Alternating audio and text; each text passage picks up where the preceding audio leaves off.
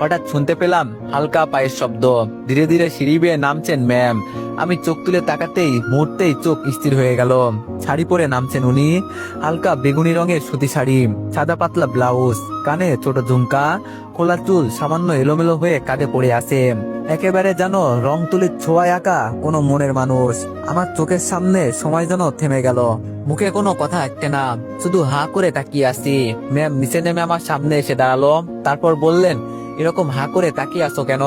ম্যামের কথাই থমথম হয়ে বললাম, কই কিছু না তো ম্যাম। ম্যাম বলল, ওকে চলো, কোথায় নিয়ে যাবা? আমি বললাম, একটা কথা বলবো ম্যাম। ম্যাম বলল, অবশ্যই বলো। বলো কি বলবে? আমি বললাম, আপনাকে শাড়িতে অনেক সুন্দর লাগছে ম্যাম।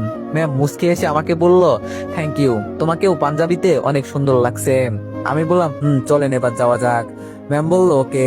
বলেই আমরা বের হয়ে আসতে লাগলাম। তখন পিছন থেকে আম্মু ডাক দিয়ে বলল, কিরে, ওকে নিয়ে কই যাস তুই?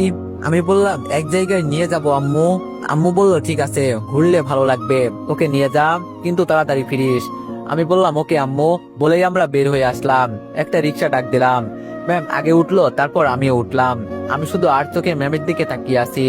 আর ম্যাম তা বুঝতে পেরে শুধু মুচকি মুচকি হাসতেছেন। একটু পর রিক্সা কলেজে এসে থামলো। আমি ম্যামকে বললাম, ম্যাম নামুন। ম্যাম বলল, এটা তুমি কোথায় নিয়ে এলে? আমি বললাম, আগে নামুনি তো। ম্যাম বলল, ওকে। বলেই ম্যাম রিক্সা থেকে নামলো।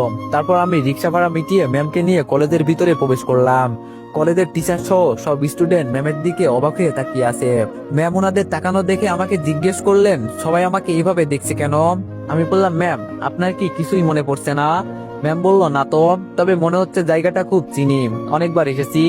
আমি বললাম, ম্যাম আপনি এই কলেজেরই টিচার ছিলেন। ওনারা এভাবে তাকানোর কারণ হলো আপনি 8 মাস ধরে নিখোঁজ ছিলেন। ওনারা ভেবে নিয়েছে আপনি হয়তো মারা গেছেন। ম্যাম বলল, কি? আমি বললাম, জি ম্যাম, তাই আপনার দিকে সবাই এভাবে তাকাচ্ছে।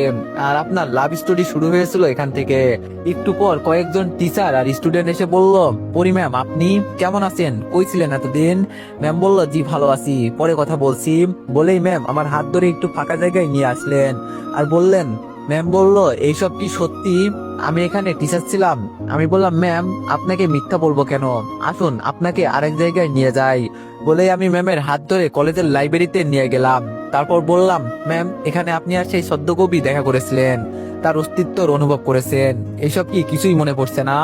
ম্যাম বলল, আমার কিছুই মনে পড়ছে না, আমার মাথা ব্যথা করছে, আমি আর চাপ নিতে পারছি না, প্লিজ এখান থেকে চলো।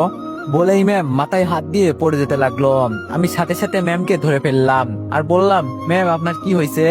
ম্যাম আর কোনো কথা বলছে না, হয়তো সেন্সলেস হয়ে গেছে। তাই ম্যামকে কোলে করে নিয়ে কলেজের বাইরে চলে আসলাম। সাথে সাথে একটা রিক্সা ডাক দিলাম আর ম্যামকে হসপিটালে নিয়ে আসতে লাগলাম। কিন্তু হসপিটালে আসতে সেই দিনের সেই ছেলের সাথে দেখা হলো, যেই ছেলেকে ম্যাম কলেজের সবার সামনে থাপ্পড় মেরেছিল। ছেলেটি ম্যামের দিকে কেমন অবাক দৃষ্টিতে তাকিয়ে আছে, চোখ বড় বড় করে। আমার কেন জানি ছেলেটির তাকানো একটু সন্দেহজনক মনে হলো।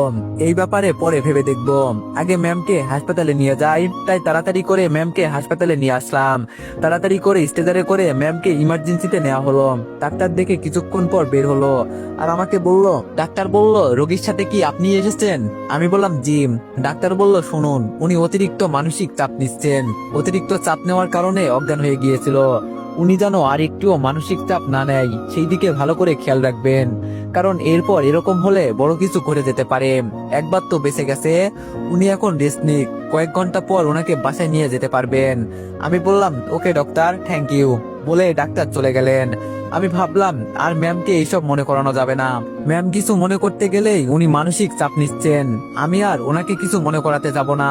আমার ভালোবাসাকে আমি স্যাক্রিফাইস করব। ম্যাম আমার কাছে আছে, বেঁচে আছে, এটাই আমার কাছে অনেক। এসব ভাবতেই চোখ থেকে 2 ফোঁটা পানি গড়িয়ে পড়লো। একটু পর নার্স এসে জানালো, রোগী এখন একটু সুস্থ বোধ করেছে, আপনি চাইলে দেখা করতে পারেন।